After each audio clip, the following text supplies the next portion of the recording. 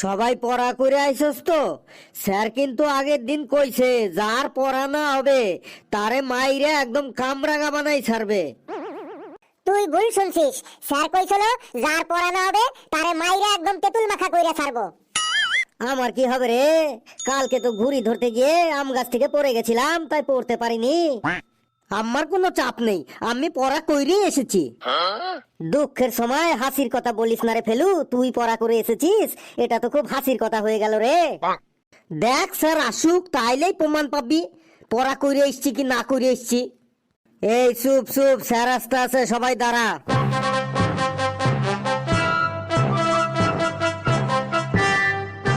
বস বস, সবাই বসে পড়। Good morning sir. পড়াটা ধরি, তারপরেই বুঝতে পারবি যে মর্নিংটা গুড না ব্যাড। আগের দিন বলেছিলাম যে তোদেরকে আজকে রচনা ধরবো, রচনা পড়ে আসবি। পড়ে এসেছিস তো সবাই? দিদি নাম্বার 1, দিদি নাম্বার 1। কি ব্যাপার রে পেছি, তুই দিদি নাম্বার 1 দিদি নাম্বার 1 বলছিস কেন রে? স্যার দিদি নাম্বার 1-এ রচনারে দেখা যায়। তোকে আজ দিদি নাম্বার 1 ছোটাচ্ছি আমি। স্যার পেচ্ছি মনে হয় বাড়িতে শুধু টিভি দেখে বেড়ায়, মনে হয় একটুও পড়া করে না। তুই পড়া করে এসেছিস তো বাবা ফেলু? হ্যাঁ স্যার, পড়েও এসেছি, মুখস্থও করে এসেছি, কোনো চাপ নেই। কোন রচনাটা ধরবো বলতো? কোনটা তুই ভালো করে পড়ে এসেছিস? স্যার যেখান থেকে খুশি ধরুন, কোনো চাপ নেই, আমি সব রচনা পড়ে এসেছি। কিন্তু তুই যে বললি যে আমি শুধু বাঘের রচনাটাই ভালো করে পড়ে এসেছি, এখন যে বলছিস সব রচনাই হয়েছে। দেখ না স্যার, যা রচনা ধরবে আমি ওই বাঘের রচনা দিয়ে সব রচনা করে ফেলবো। তোরা কিছু বলছিস? না স্যার, আপনি প্রশ্ন করুন, কোন রচনা বলবো একবার বলুন। নে, তাহলে সুন্দরবন নিয়ে রচনা বলতো। পারবি তো? দেখ না কিভাবে মেকআপটা দিই। স্যার, সুন্দরবন পশ্চিমবঙ্গের দক্ষিণে সমুদ্রের উপকূলে অবস্থিত। প্রচুর সুন্দরী গাছ থাকায় এই বনের নাম হয়েছে সুন্দরবন। এই বনের মধ্যে অনেক প্রজাতির পশু আছে, তার মধ্যে বাঘই হচ্ছে প্রধান। বাঘ একটা হিংস্র মাংসাশী প্রাণী। বাঘের বড় বড় নখ, বড় বড় দাঁত। বাঘের গায়ে হলুদের ওপর কালো রঙের ডোরাকাটা ডোরাকাটা লোমে ভর্তি। মুখে গোপও আছে। বাঘের চোখ দুটো 20 টাকা দামের রসগোল্লার মতো গোল্লা গোল্লা গোল্লা গোল্লা গোল্লা গোল্লা। আর শিকার দেখলেই তার উপর খপ্পাত করে ঝাঁপিয়ে পড়ে। স্যার কেমন লাগলো আপনার সুন্দরবন নিয়ে রচনাটা? বুঝেছি, বেটা বাঘের রচনা পড়ে এসেছে, দেখাচ্ছি ওর মজা। এই, তুই এবার গঙ্গা নদী সম্পর্কে রচনা বলতো। এইটাও খুব সহজ স্যার। গঙ্গা নদী ভারতবর্ষের সব থেকে দীর্ঘতম নদী। এটি হিমালয় পর্বতের গঙ্গোত্রী হিমাবাহ থেকে উৎপন্ন হয়ে প্রবাহিত হওয়ার পর বঙ্গোপসাগরে গিয়ে মিশেছে। যেখানে গঙ্গা বঙ্গোপসাগরে মিশেছে সেখানেই আছে সুন্দরবন। আর এই সুন্দরবনেই থাকে বাঘ। বাঘ একটা হিংস্র মাংসাশী প্রাণী। বাঘের বড় বড় নখ, বড় বড় দাঁত। বাঘের গায়ে হলুদের উপর কালো রঙের ডোরাকাটা ডোরাকাটা লোমে ভর্তি। মুখে গোপও আছে। বাঘের চোখ দুটো 20 টাকা দামের রসগোল্লার মতো গোল্লা গোল্লা গোল্লা গোল্লা গোল্লা গোল্লা। আর শিকার দেখলেই তার উপর খপ্পাত করে ঝাঁপিয়ে পড়ে। গঙ্গা নদীর রচনাটা কেমন লাগলো স্যার আপনার? এ তো মহা মুশকিল দেখছি, সবেতেই বাঘ নিয়ে আসছে। স্যার আর কিছু নিয়ে রচনা বলতে হবে, বলুন। নে, এবার মোটর গাড়ি নিয়ে রচনা বলতো। দেখি বেটা এবার মোটর গাড়ির মধ্যে বাঘও কি করে নিয়ে আসে। কি রে ফেলু, এবার মোটর গাড়িকে তুই বাঘ কি করে বানাবি রে? তুই দেখ না, আমি ঠিক পারব। স্যার, আধুনিক পরিবহন ব্যবস্থা মোটর গাড়ির ওপরই নির্ভরশীল।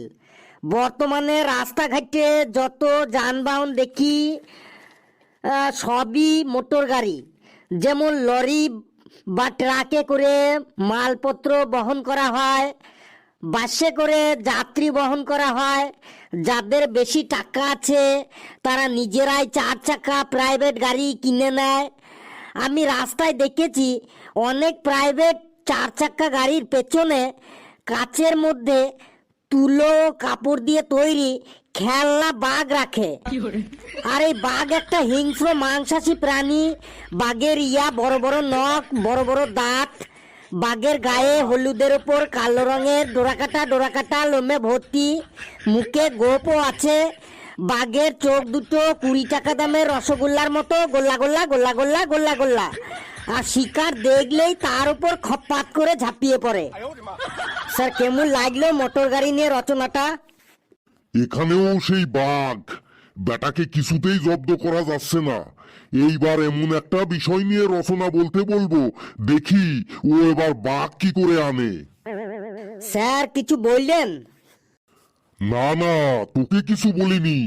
নে, এইবারই লাস্ট। তুই বিশ্বকাপ ক্রিকেট খেলা দেখেছিস এই বছর? হ্যাঁ স্যার, দেখেছি, প্রতিটা ম্যাচই দেখেছি। নে, তাহলে বিশ্বকাপ ক্রিকেট সম্পর্কে একটা রচনা বলতো। এইবার তুই মনে হয় ফেসে গেলি রে ফেলু। বিশ্বকাপ ক্রিকেটের সাথে বাঘ কি করে আনবি রে? এতে আবার ফাঁসার কি হইলো? দেখ, আমি এখানেও বাঘ নিয়ে আসবো। স্যার, এই বছর বিশ্বকাপ ক্রিকেট ভারতে অনুষ্ঠিত হয়েছিল।